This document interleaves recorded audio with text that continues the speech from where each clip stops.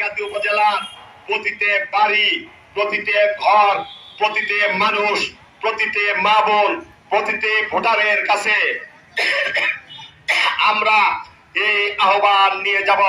আসুন আমরা 2024 সালের 5ই আগস্টের রক্তের বিনিময়ে যে স্বাধীনতা পেয়েছি, এই স্বাধীনতা যারা ভুলণ্ঠিত করতে চাচ্ছে তাদেরকে আমরা প্রতিহত করার লক্ষ্যে ন্যায় এবং ইচ্ছা ভিত্তিক রাষ্ট্র প্রতিষ্ঠা করার জন্য যারা ভূমিকা রাখছে তাদের পক্ষে আমরা সমর্থন দিব ইনশাআল্লাহ।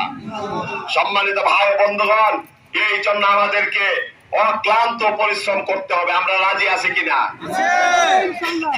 আমরা প্রতিটি ঘরে, প্রতিটি দুয়ারে আমরা মানুষের কাছে পৌঁছবো ইনশাআল্লাহ।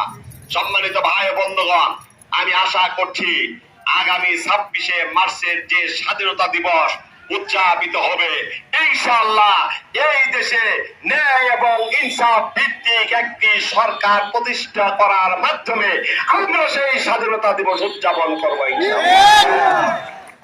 আল্লাহ রাব্বুল আলামিন আমাদের সকলকে তৌফিক দান করুন এবং আমাদের ময়দানে যথাযথ ভূমিকা রাখার তৌফিক দান করুন।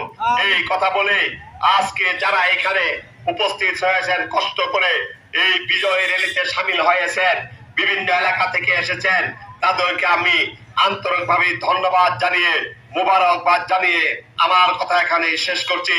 এই পর্যায়ে আমাদের থানা আমির একটি স্বাগত বক্তব্য দেবেন এবং যুব বিভাগের